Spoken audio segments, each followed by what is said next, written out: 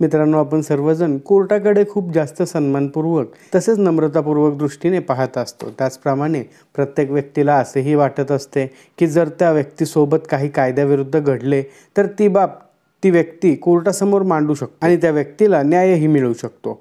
अगदी त्याचप्रमाणे न्यायालयासमोर सर्वजण एकसारखे आणि एक समान आहेत। मग तो एखादा राजकीय नेता असो किंवा एखादा हिरो असो, सर्वांसाठी कायदा आणि न्यायालयीन प्रक्रिया एकसारखीच असते। परंतु अनेक वेळा काही लोक असेही प्रयत्न करतात की कोणत्याही प्रकारे केसचा निकाल त्यांच्या बाजूने झाला पाहिजे आणि यासाठी ते लोक खोटी साक्ष देखील देतात। त्याचबरोबर काही लोक एवढे धूर्त असतात की काही कागदपत्रे खोटी तयार करून ते देखील कोर्टासमोर देत असतात। मग समोरच्या पार्टीला हे वाटते की एवढे खोटे बोलून किंवा खोटी कागदपत्रे तयार करून त्या व्यक्तींना काही शिक्षा होत नाही का, कायद्यामध्ये काही तरतूद नाही का? तर निश्चितच कायद्यामध्ये प्रक्रिया आणि तरतूद या दोन्ही बाबी आहेत। फक्त तुम्हाला त्याप्रमाणे कायदेशीर कारवाई करण्याची आहे। आजच्या व्हिडिओमध्ये आपण याच बाबीविषयी माहिती घेणार आहोत।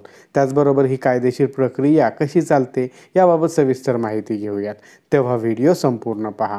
त्याचबरोबर तुम्हाला आमच्यातर्फे कायदेशीर सल्ला घ्यायचा असेल तर स्क्रीनवर दिसत असलेल्या मोबाईल नंबरवर व्हॉट्सॲप मेसेज करून तुम्ही कॉल बुक करू शकता। त्यासाठी नाममात्र सल्ला फी आकारली जाईल। नमस्कार मित्रांनो, कसे आहात सगळे? स्वागत आहे तुम्हा सर्वांचे माझ्या यूट्यूब चॅनल लॉ ट्रेझरमध्ये। मित्रांनो, ही गोष्ट आपल्या सर्वांना माहितीच आहे की कोर्टामध्ये प्रत्येक व्यक्तीने खरे बोलावे असा कटाक्ष असतो आणि त्यासाठी कोणाही व्यक्तीने साक्ष देण्या अगोदर शपथ देखील दिली जाते। परंतु एखादी व्यक्ती अशी शपथ घेऊनही खोटे बोलत असेल तर त्यासाठीची तरतूद ही भारतीय दंड संहिता 1860 कलम 193 मध्ये दिली गेली आहे की ज्यामध्ये या गुन्ह्यास दंडनीय गुन्हा मानला गेला आहे आणि यामध्ये 7 वर्षांपर्यंत तुरुंगवासाची शिक्षा होऊ शकते। त्याचप्रमाणे कलम 195 उपकलम ए मध्ये खोटी साक्ष देण्यासाठी प्रवृत्त वगैरे करणाऱ्यास देखील शिक्षेची तरतूद सांगितली गेली आहे। त्याचप्रमाणे खोटे दस्तऐवज, खोटे कागदपत्रे तयार करणे किंवा त्यामधील मजकुरामध्ये फेरबदल करून कोर्टाच्या कारवाईमध्ये पुरावा म्हणून दाखल करण्यास देखील भारतीय दंड संहितेच्या कलम 196 ते 201 मध्ये तरतूद नमूद केली आहे आणि या गुन्ह्यासाठी शिक्षेची तरतूद आहे। यावरून हे तर लक्षात आले की कोर्टामध्ये खोटी साक्ष देणे किंवा खोटी कागदपत्रे दाखल करणे किंवा त्याच्या मजकुरामध्ये काही फेरबदल करून ते कोर्टासमोर दाखल करणे यासाठी शिक्षेची तरतूद आहे। मग आता यासाठी कोर्टासमोर कोणती कायदेशीर प्रक्रिया आपण केली पाहिजे याबाबत देखील माहिती घेऊयात। या प्रक्रियेबाबतची तरतूद फौजदारी प्रक्रिया संहितेच्या कलम 195 आणि कलम 340 मध्ये नमूद केली आहे। कलम 340 मध्ये ही स्पष्ट तरतूद नमूद आहे की ज्या पक्षकाराविरुद्ध खोटी साक्ष दिली गेली असेल किंवा असे खोटे दस्तऐवज दाखल केले गेले असेल त्या पक्षकाराने त्याच कोर्टासमोर एक विनंती अर्ज दिला पाहिजे की अमुक अशा केसमध्ये किंवा दाव्यामध्ये अमुक व्यक्तीने किंवा साक्षीदाराने अमुक असा कागद, दस्तऐवज किंवा साक्ष खोट्या पद्धतीने दिलेली आहे तर त्याच्या विरुद्ध कायदेशीर कारवाई केली जावी।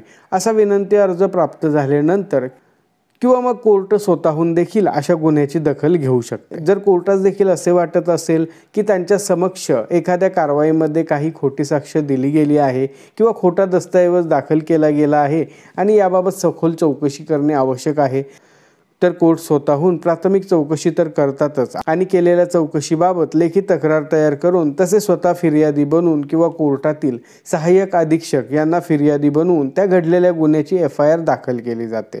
त्यानंतर गुन्हा ठेवलेल्या आरोपींना कोर्टासमोर येऊन रितसर जामीन द्यावा लागतो। आता गुन्हा नॉन बेलेबल म्हणजे बिनजमानती असेल तर त्या व्यक्तीला जामीन देखील मिळणार नाही।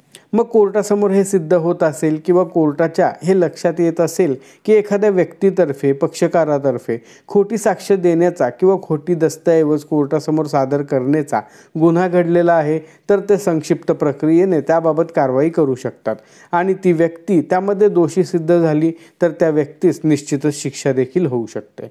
या ठिकाणी एक गोष्ट ही देखील लक्षात घेण्यासारखी आहे की फिर्यादी कोर्टासमोर असे कथन करत आहे की अमुक व्यक्तीने खोटी साक्ष दिलेली आहे किंवा अमुक व्यक्तीने पुराव्याचे कामी खोटी कागदपत्रे दाखल केलेली आहेत किंवा कागदपत्रामधील मजकुरामध्ये काही फेरबदल करून कोर्टासमोर ते पुराव्यासाठी दाखल केलेले आहेत तर त्या व्यक्तीने कोर्टासमोर पुराव्यानिशी ते सिद्ध करणे गरजेचे आणि कायद्याने आवश्यक राहते आणि जर फिर्यादीने हे पुराव्यानिशी सिद्ध केले तर निश्चितच त्या व्यक्तीस कोर्टातर्फे शिक्षा सुनावली जाते। मग हे पुरावे सहजासहजी उपलब्ध होऊ शकतात का? तर नक्कीच हे पुरावे सहजासहजी उपलब्ध होतात। बघा, एखाद्या व्यक्तीने खोटी साक्ष दिलेली असेल तर त्या व्यक्तीच्या साक्षीची कोर्टाच्या सही शिक्क्याची नक्कल म्हणजे सर्टिफाईड कॉपी आपण काढून घेऊ शकतो। त्याचप्रमाणे एखाद्या व्यक्तीने चुकीची कागदपत्रे, दस्तऐवज किंवा त्या कागदपत्रामध्ये काही फेरबदल करून कोर्टामध्ये दाखल केलेली असतील तर त्याच्या देखील सर्टिफाईड कॉपीज आपण काढून घेऊन त्या गुन्ह्याच्या अनुषंगाने दाखल करू शकतो।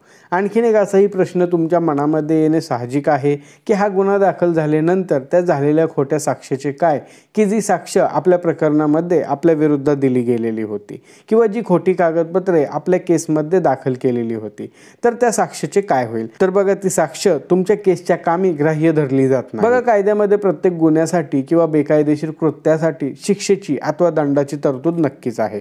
त्यामुळे तुमच्या विरुद्ध जर एखाद्या व्यक्तीने खोटी साक्ष दिली किंवा दस्तऐवजामध्ये काही फेरबदल करून ती कोर्टात पुराव्याचे कामी दाखल केली असतील तर तुम्ही नक्कीच त्या व्यक्तीवर व्हिडिओमध्ये सांगितल्याप्रमाणे गुन्हा दाखल करू शकता। तर मित्रांनो, अशा प्रकारे आजच्या व्हिडिओमध्ये आपण खोटी साक्ष देणाऱ्या व्यक्तीविरुद्ध कशा प्रकारे गुन्हा दाखल करू शकतो याबाबत सविस्तर माहिती घेतलेली आहे। आजच्या व्हिडिओमध्ये आपण येथेच थांबणार आहोत। पुन्हा भेटू अशाच एका माहितीपर व्हिडिओमध्ये। तोपर्यंत नमस्कार।